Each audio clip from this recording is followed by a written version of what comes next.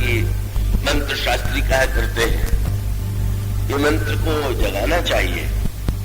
कई लोग रोज नहीं जगा पाते तो दिवाली के दिन जगाते, पर उनकी बड़ी मीठी बात क्या वह हम तो कलयुग के जीव कंस के कारागार में बंदी है, और स्थिति ये है कि वस्तुतः यशोदा ने भगवान को नहीं जगाया, बल्कि भगवान ने यशोदा को जगाया। मानो उन्होंने कहा कि प्रभु हमारी जीवा कौशल्या की तरह चैतन्य नहीं है, वो तो यशोदा की तरह सो रही है, आप ही आकर के जगा के जप करा लीजिए तो करा लीजिए, नहीं तो हमें जप करने की शक्ति नहीं। ये जो दैन्य की धारणा, प्रभु आप ही कृपा करके भाई हम चाहे कि जप करें तो जप नहीं हो पाता।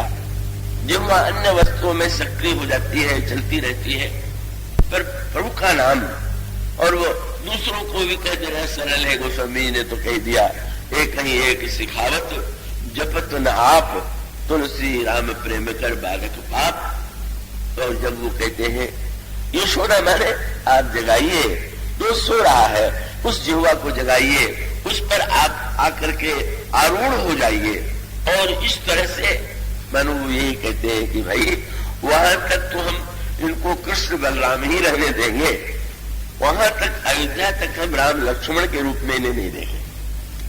कब से देखेंगे? बोले जब से अहिल्या का उद्धार होता।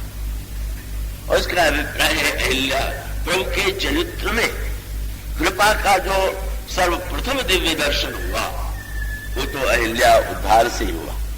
महर्षि अगर महाराज श्री दशरथ के यहाँ श्री अवध में आए तो महान पुण्यात्मा, महान यज्ञ।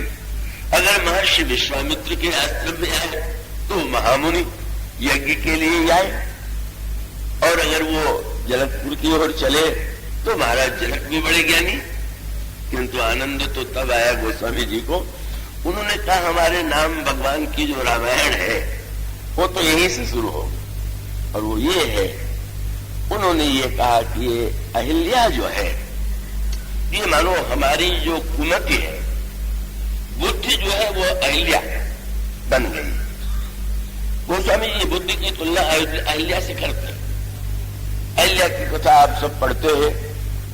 अहिल्या पत्थर बन गई थी, और वो पत्थर क्यों बन गई थी उसकी कथा इस रूप में आती है कि इंद्र जो है वो अहिल्या के रूप पर आसक्त था। अहिल्या महान सुंदरी थी, परम सुंदरी थी।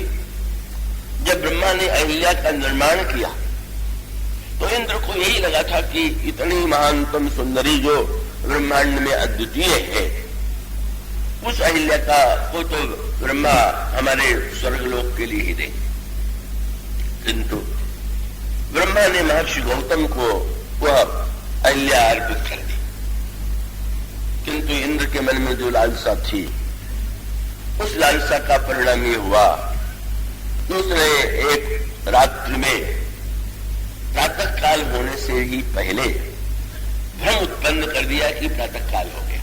बड़ी तात्विक कथा है, थोड़ा और एकाग्र होकर के आप इसे सुनेंगे और समझेंगे। महर्षि गौतम को लगा कि प्रातः काल हो गया, स्नान के विधा, और वो कमंडल मृगचर्म लेकर के वलकल लेकर के स्नान के लिए चल पड़े। और वो जब चल पड़े उस समय इंद्र गौतम का वेश बना करके आता है। अहिल्या चली जाती है, पर वहां नदी के किनारे जाकर के लगता है महर्षि को तो कभी तो अर्धरात्रि है, ये मुझे भ्रम हो गया है, लौट करके आते हैं। इंद्र को देख लेते हैं, और तब उन्होंने दोनों को श्राप दिया। उन्होंने अहिल्या से कहा कि तुम जाओ पत्थर हो जाओ, और इंद्र से ये कहा कि तुम्हारे शरीर में 1000 छिद्र हो जाए। उसके पश्चात का दोनों अहिल्या ने अनजाने में हुई भूल को स्वीकार कर लिया। मुझे धोखा हो गया। तो गौतम ने भी, इंद्र ने भी यही कहा कि मुझसे बड़ा अपराध हो गया, पर मैं कामोन्माद के कारण कामांध होकर के ऐसी भूल कर बैठा, हमारे अपराध का निराकरण कैसे होगा। और तब महर्षि ने दोनों को उपाय जो बताया वो भगवान राम से जुड़ा हुआ है। और वो भगवान राम से जुड़ा हुआ इस रूप में था कि उन्होंने कहा कि अहिल्या, जब श्री राम के चरण की धूल का स्पर्श तुम्हारे शरीर से होगा तो उस समय तुम्हारी जड़ता मिटेगी और चेतना लौट आएगी। और इंद्र से भी कहा कि जब दूल्हे के रूप में तुम श्री राम का जनकपुर में दर्शन करोगे तो तुम्हारे शरीर के जो 1000 छिद्र है वो 1000 नेत्र के रूप में बदल जाएंगे। बड़ी ही गंभीर, समझने योग्य और तात्विक कथा। गोस्वामी जी इस कथा को हमारे आपके जीवन से जोड़ करके जिस रूप में प्रस्तुत करते हैं वह समझने योग्य है। कब वो ये कहते हैं कि विश्व की सर्वश्रेष्ठ सुंदरी अहिल्या थी, ब्रह्मा ने उसका जो निर्माण किया था सबसे अधिक सुंदरी थी, और वो वस्तुतः सर्वश्रेष्ठ सुंदरी जो है वो बुद्धि है। बुद्धि ही अहिल्या है। और गौतम और इंद्र ये 2 व्यक्ति हैं, एक त्यागी है, तपस्वी है, मुनि है, और दूसरा है तो दोनों पुण्य में, पर दोनों में कृपया पूरी तरह से एक क्षण के लिए भी आप विचलित नहीं होंगे। अंतर यही है कि दोनों पुण्यात्मा होते हुए भी एक व्यक्ति पुण्य के फल स्वरूप स्वर्ग में इंद्र बन करके भोगों को भोग रहा, और दूसरा व्यक्ति महान पुण्यात्मा होते हुए भी वन में रह करके तपस्या साधन कर रहे हैं भगवान को पाने के लिए। अब इसके अर्थ पर विचार कीजिए। पुण्य का फल जो है वो भोग है कि पुण्य का फल त्याग, वैराग्य और भगवान को पाना। तो वस्तुतः ये जो 2 मान्यताएं हैं, इंद्र और गौतम, गौतम विवेक है और इंद्र भोग है। दोनों पुण्य का फल है। पुण्य के द्वारा आपको भोग भी मिल सकता है और पुण्य के द्वारा आपको विवेक भी मिल सकता है। ये तो आप पर निर्भर है कि पुण्य के द्वारा आप क्या खरीदना चाहते हैं, आप क्या पाना चाहते हैं। तो बड़ी मीठी कथा आती।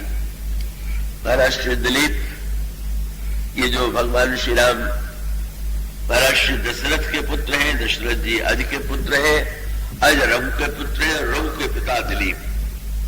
दिलीप ने शास्त्रों में सुना पढ़ा कि जो व्यक्ति जीवन में 100 अश्वमेध यज्ञ करता है वो बाद में इंद्र पद उसे मिलता है। उनके मन में इच्छा आई, स्वर्ग 100 अश्वमेध यज्ञ करके मैं इंद्र बनूं। उन्होंने 100 अश्वमेध का संकल्प किया। 99 यज्ञ पूरे हो गए। 100वां जब यज्ञ चल रहा था तो अचानक घोड़ा चोरी चला गया। मृत्युलोक में ढूंढा गया, घोड़ा नहीं मिला। और तब वशिष्ठ जी ने ध्यान में देख के बताया कि घोड़ा इंद्र चुरा ले गया। और तब रघु महाप्रतापी रथ लेकर के चले स्वर्ग पर आक्रमण करने के लिए। हम अभी इंद्र से घोड़ा छीन के ले आए। पर दिलीप ने अंतिम क्षण में जो निर्णय किया वो महानतम सूर्यवंश की परंपरा के अनुकूल था। उन्होंने यही कहा कि 100 अश्वमेध यज्ञ पूरा करने का संकल्प में छोड़ता हूं, तो मैं स्वर्ग में जाकर के घोड़ा लाने की आवश्यकता नहीं। लोगों ने कहा महाराज 99 पूरा हो चुका, 100वां पूरा होगा, घोड़ा लाएंगे, इसमें संदेह नहीं, आप रोकते क्यों। और तब बहुत बढ़िया बात कही दिलीप ने। बोले मैंने देख लिया कि 100 अश्वमेध यज्ञ करके इंद्र बनने वाले की भी जब चोरी करने की आदत नहीं गई तो अब इंद्र बन के क्या करूंगा। यहां तो मैं जीवन भर चोरों को दंड देता हूं और वहां जाकर के चोरी करूं। तो वही चोरी की वृत्ति, वही अभिप्राय, बड़ो वैराग्य हो गया। इसलिए लिखा हुआ है कि धर्म ते विरति जोगते ज्ञाना और ज्ञान मोक्ष प्रद वेद बखाना। धर्म के द्वारा भोग पा लिया तो पा तो लिया है, पर वो विवेक नहीं। तो अहिल्या के प्रसंग में भी बात वही है का जो ब्रह्मा है वो निर्णय करते हैं कि नहीं नहीं, ये जो विश्व की ब्रह्मांड की सर्वश्रेष्ठ सुंदरी बुद्धि है उसको तो विवेक से उसका विवाह होना चाहिए, त्याग वैराग्य से विवाह होना चाहिए, भोग से नहीं। और सचमुच वो चोरी की आदत। और देखिए ना, इतनी अप्सराएं हैं, पर अगर इतना होने पर भी तृप्ति नहीं मिली और किसी भी छल से अगर अहिल्या को पाने की वृत्ति है, तो अर्थ तो यही हुआ। तो वस्तुतः उसके द्वारा तो विषय मुझे न काम अग्नि तुलसी कहूं विषय भोग बहु खीते।